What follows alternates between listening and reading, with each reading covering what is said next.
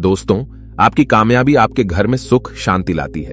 आपका हमेशा मुस्कुराना, हमेशा खुश रहना और स्वस्थ रहना जीवन की बेहतरीन खुशियां देता है और आपको इस दुनिया का सबसे सुखी इंसान भी बनाता है। आज की जो कहानी मैं आपको सुनाने जा रहा हूं, इस कहानी में सारी दुनिया का ज्ञान समाहित है और सभी मुसीबतों का समाधान भी है। इसलिए इस कहानी को आप अंत तक जरूर देखिएगा। बहुत समय पहले की बात है। एक छोटा सा नगर था। उस नगर में एक बहुत ही धनी सेठ रहा करता था। उस धनवान सेठ के पास कहने को सब कुछ था, किसी चीज की कोई कमी नहीं थी। उस धनवान सेठ ने अपने जीवन में बहुत बड़े बड़े मुकाम हासिल किए थे। उसने अपने जीवन में कई सफलताएं प्राप्त की थी।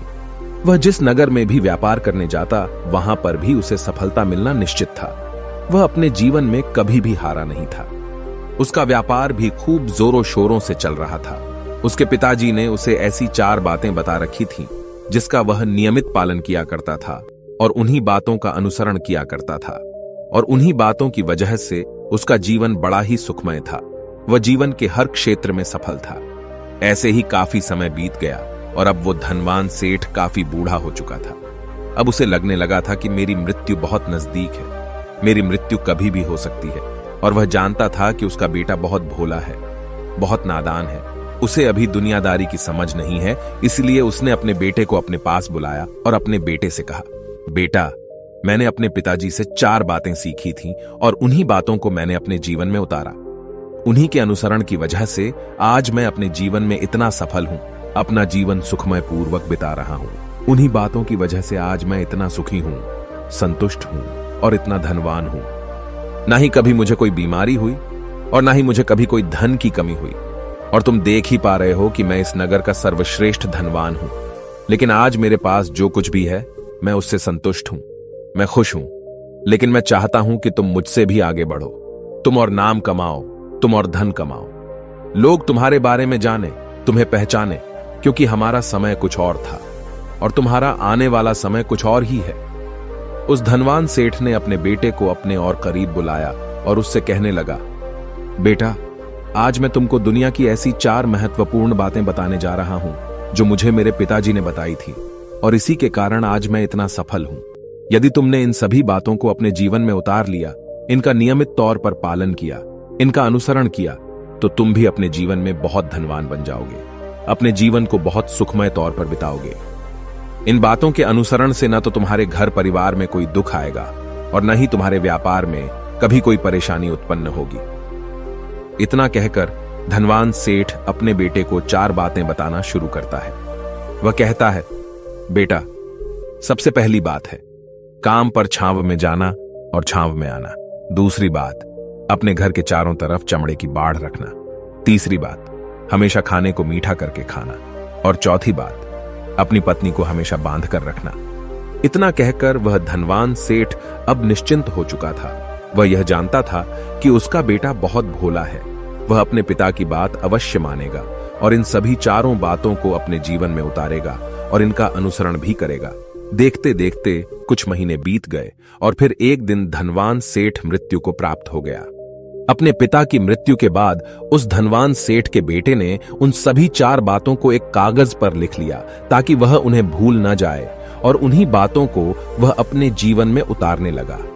उन 4 बातों का अनुसरण करने लगा। सबसे पहली बात जो उसके पिता ने उससे कही थी, छांव में जाना और छांव में आना, तो उसने अपने घर से लेकर अपनी दुकान तक पूरे रास्ते पर एक टेंट लगवा दिया, क्योंकि उसके पास पैसा तो बहुत था और उसे कोई रोकने वाला भी नहीं था।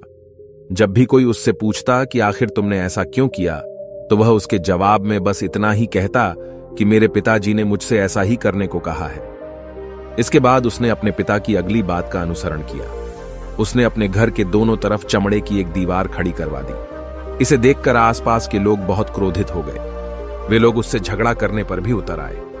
कई लोगों ने तो यह तक कह डाला कि आखिर तुमने ऐसा क्यों किया, चमड़े की बाड़ तुमने क्यों खड़ी करवा दी, चमड़े से बहुत बदबू आती है और इससे हमें तकलीफ होती है, इसे आज ही निकलवा दो। लेकिन कोई उसका कुछ भी ना बिगाड़ सका, क्योंकि उसके पास बहुत पैसा था। इसलिए कोई भी व्यक्ति उसका ज्यादा समय तक विरोध न कर सका और उसने भी मन बना लिया था कि वह अपने पिता की सभी बातों को पूरे दिल से मानेगा। उसके पिता ने उसे तीसरी बात कही थी, खाने को मीठा करके खाना। जिस कारण वह अपनी पत्नी से हर रोज खाने में कुछ मीठा ही बनवाता था। कभी सेवियां, कभी खीर, कभी हलवा तो कभी मिठाइयां। हमेशा यही सब खाता रहता। और उसके पिता ने उसे चौथी बात कही थी, अपनी पत्नी को हमेशा बांध कर रखना, जिस कारण वह हर रोज अपनी पत्नी को रस्सी से बांध कर रखता था। ऐसे ही कई दिन बीत गए और देखते ही देखते अब वह सेठ के बेटे का जीवन धीरे धीरे बर्बाद होने लगा था, क्योंकि उसने अपने पिता की सभी बातों का गलत मतलब निकाला था और वह उसी के अनुसार उनका पालन कर रहा था। देखते देखते उसका उतना बड़ा व्यापार अब ठप होने लगा था। उसके यहां पर ग्राहकों की संख्या कम होने लगी थी, क्योंकि जब उसका मन करता तब वह दुकान जाया करता और जब उसका मन करता तो वह दुकान से वापस घर लौट आता। उसका अपने पिताजी के इस कारोबार में मन नहीं लगता था। इस कारण उसके सारे ग्राहक अब उससे नाराज होने लगे थे। उसके सारे ग्राहक अब एक एक करके उस दुकान को छोड़ते चले जा रहे थे।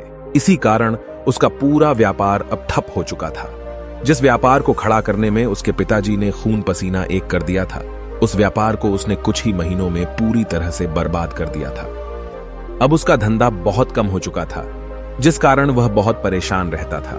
वह बहुत चिंतित रहता था और इसके साथ ही उसने अपने घर के चारों तरफ चमड़े की दीवार खड़ी करवाई थी। उस कारण आसपास पर बहुत गंदी बदबू फैल चुकी थी। इसलिए जो भी उसके आसपास रहते थे उन सभी ने वह घर छोड़कर कहीं और पर अपना बसेरा बसा लिया। चमड़े की बदबू के कारण अब उसके घर में भी कोई नहीं आता था।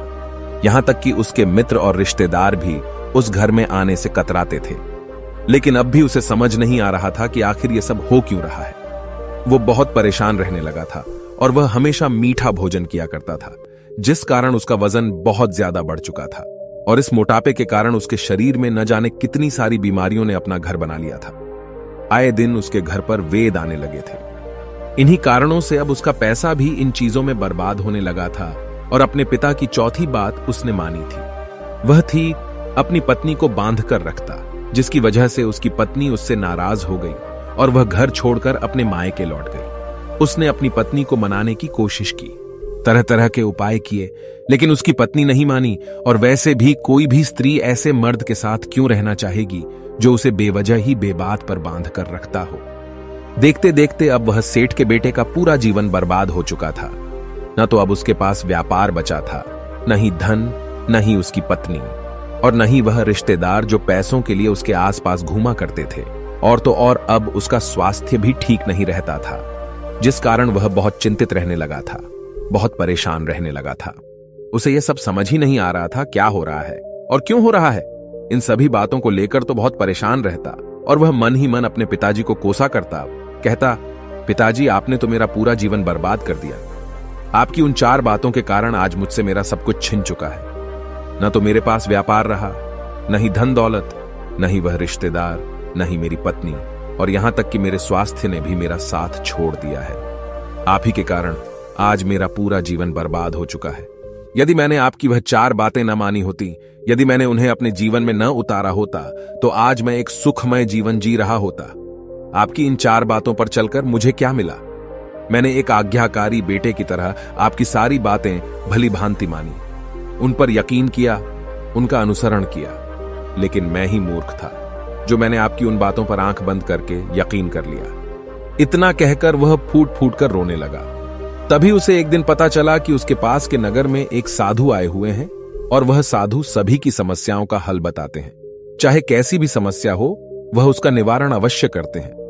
यह सुनकर उसने सोचा कि चलो एक बार मिलकर देखता हूं, हो सकता है कि मेरी भी समस्या का समाधान मुझे मिल जाए।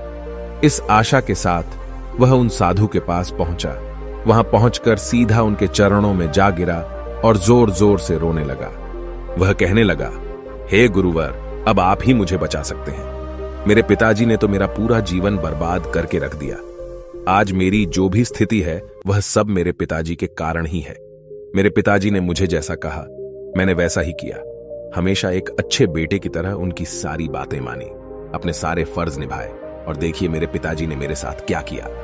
मरते मरते भी वह मुझे गलत बात सिखा गए और उसका खामियाजा मुझे आज भुगतना पड़ रहा है, क्योंकि मैंने उनकी सभी बातों को अपने जीवन में उतारा, उनका अनुसरण किया, और देखिए आज मेरे साथ क्या हो गया। मेरा तो पूरा जीवन ही बर्बाद हो गया। मैं अब तक यह नहीं समझ पाया कि मेरे पिताजी ने मेरे साथ ऐसा क्यों किया। क्या मैंने उनके साथ कुछ गलत किया था? इतना कहकर वह उन साधु के सामने और भी जोर जोर से रोने लगा। तभी वह साधु महाराज उस सेठ के बेटे से कहते हैं, बेटा चुप हो जाओ, पहले मुझे अपनी सारी बात तो बताओ। आखिर तुम्हारे साथ क्या हुआ है? तुम इस तरह से क्यों रो रहे हो? तुम्हारी इस परेशानी का क्या कारण है? उन साधु के इतना कहने पर उस सेठ के बेटे ने पर्ची उन साधु के हाथ में रख दी, जो उसने अपने पिता की मृत्यु के बाद लिख रखी थी, जिसमें उसने अपने पिता की चारों बातें लिखी थीं। उन साधु ने पर्ची ली और उसे पढ़ने लगे, और उन्होंने जैसे ही वह पढ़ा, वह जोर जोर से हंसने लगे, और वह उस सेठ के बेटे से कहते हैं, तुम कितने बड़े मूर्ख हो। तुम्हारे पिता ने तो तुम्हें दुनिया का सारा ज्ञान दे दिया, लेकिन तुम उसे समझ नहीं पाए। तुम उसका सही तरह से पालन नहीं कर पाए और कहते हो कि तुम्हारे पिता ने तुम्हें गलत राह दिखाई है, तुमने गलत संदेश दिया है। तुम्हारे पिताजी तो तुम्हारी परीक्षा ले रहे थे कि तुम उनकी बातों को समझ पाते हो या नहीं, तुम उनकी बातों का सही मतलब निकाल पाते हो या नहीं। यदि वह चाहते तो इसका मतलब तुम्हें अच्छी तरह से बता सकते थे, लेकिन वह चाहते थे कि तुम इन बातों का मतलब खुद से जानो, खुद से समझो कि इन बातों का क्या अर्थ है। लेकिन अब तो ऐसा प्रतीत होता है कि मानो तुम्हारी बुद्धि बिल्कुल भ्रष्ट हो चुकी है। तुमसे बड़ा मूर्ख मैंने आज तक नहीं देखा। जिसके पास दुनिया का इतना बड़ा ज्ञान हो, वह भला इतनी बड़ी मूर्खता कैसे कर सकता है? तुम्हारे पास कोई ज्ञान नहीं है, तुमने कोई भी ज्ञान अर्जित ही नहीं किया। अगर तुम इन बातों का सही मतलब समझ चुके होते तो तुम भी अपने जीवन में अपने पिता की तरह ही सफल होते, खुश होते, और तुम्हारा जीवन सुखमय तरह से बीत रहा होता।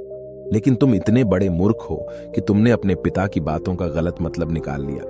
उन बातों के मतलब के बारे में तुमने सोचा तक नहीं। उन्होंने जैसा कहा तुमने वैसा करना शुरू कर दिया।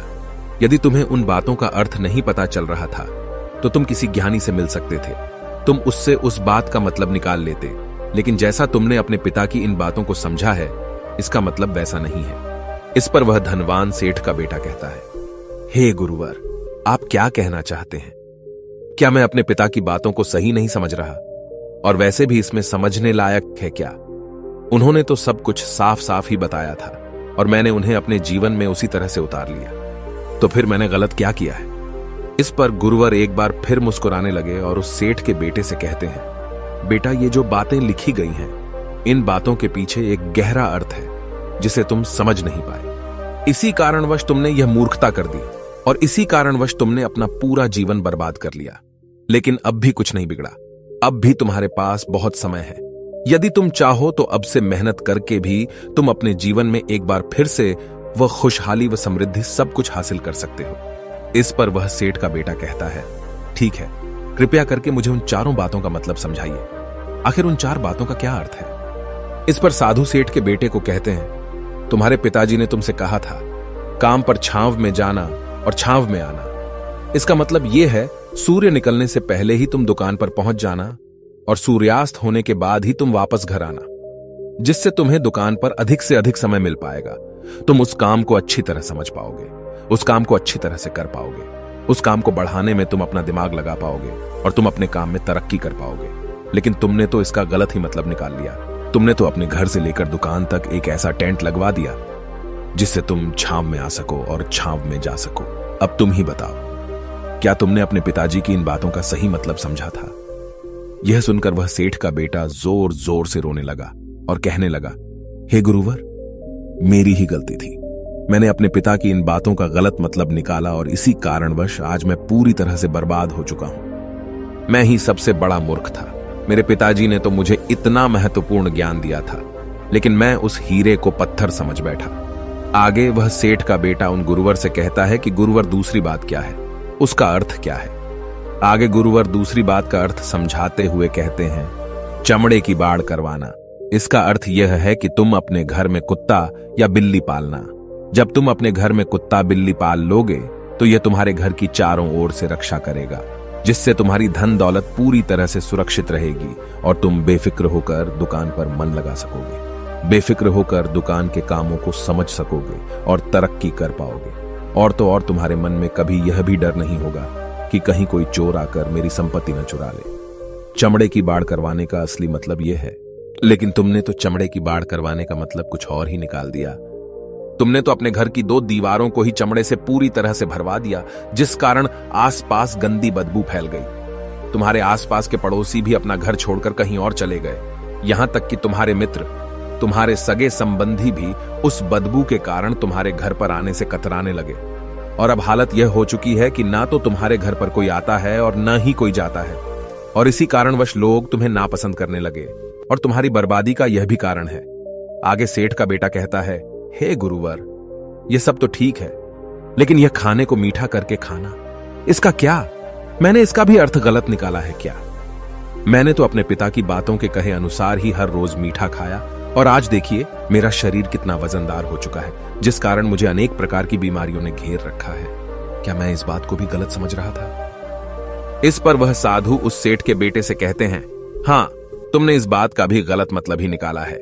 मीठा करके खाने का अर्थ यह है कि जब भी तुम्हें भूख तेजी से लगे तभी तुम्हें भोजन करना है, न उसके पहले और न उसके बाद। अन्यथा यदि तुम्हें भूख न लगी होगी और तुम्हें भोजन मिल जाए तो तुम उस भोजन की कभी कदर नहीं करोगे।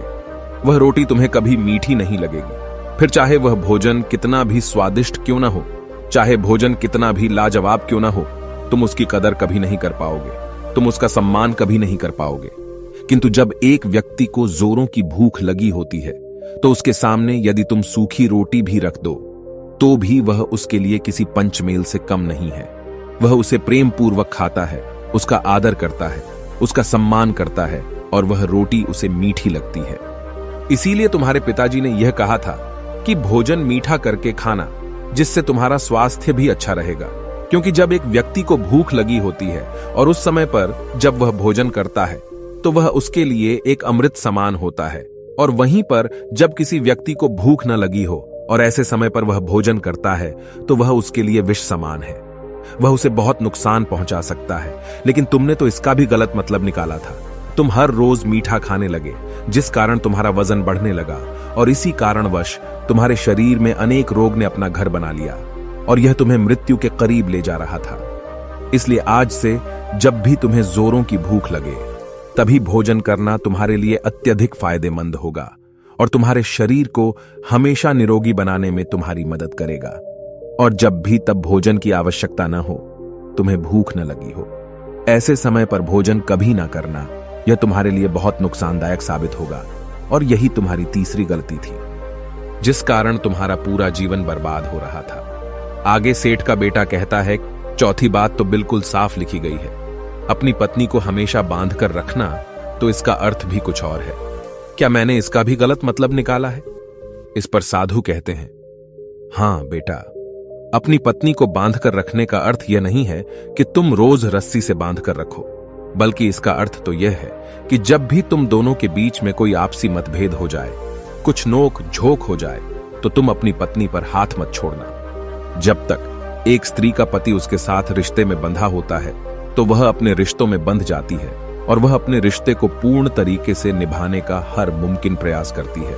और ऐसे समय पर यदि तुम्हारे बीच कुछ नोक झोंक हो जाए, कुछ गलतियां हो जाए, और ऐसे समय पर तुम उस स्त्री का हाथ नहीं छोड़ते, तो वह तुम्हें छोड़कर कभी नहीं जाएगी। लेकिन इसका अर्थ यह भी नहीं है कि तुम अपनी पत्नी पर अत्याचार करो, बल्कि तुम्हारे पिताजी यहां पर कहना चाहते थे कि जो भी कोई व्यक्ति तुम्हारे साथ किसी रिश्ते में जुड़ा हुआ है, उसे अपने रिश्ते में इस तरीके से बांध लो कि वह तुम्हारे साथ झगड़े और नोक झोंक के बाद भी नुकसान न पहुंचा सके, वह तुम्हारे साथ कुछ गलत न कर सके और तुम्हारा फायदा न उठा सके।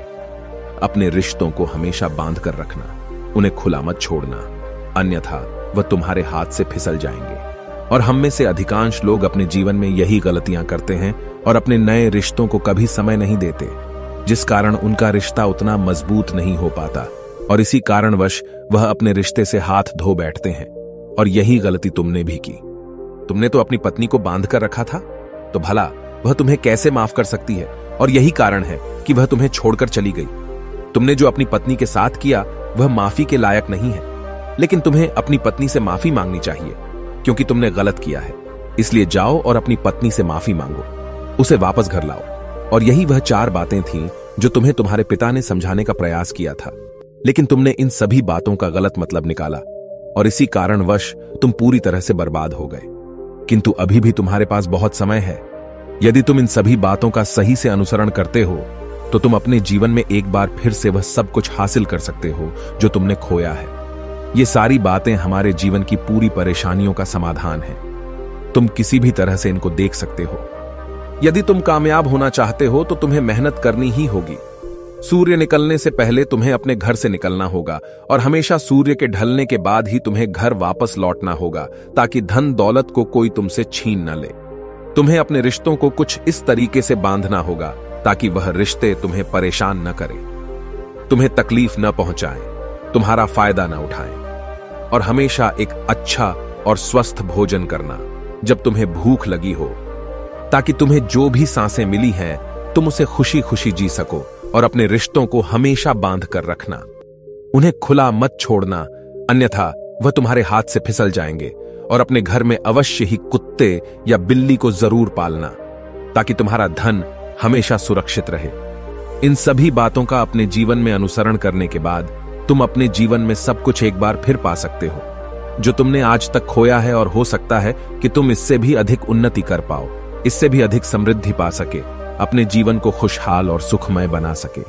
इतना कहकर साधु शांत हो गए और सेठ का बेटा भी अपनी सभी गलतियों को समझ चुका था। उसने उन गुरु को प्रणाम किया और वापस अपने घर लौट गया। उसने उन सभी चारों बातों को अपने जीवन में उतारा, उनका सही सही अनुसरण किया। उसके बाद से उसके जीवन में सकारात्मक प्रभाव दिखने लगे।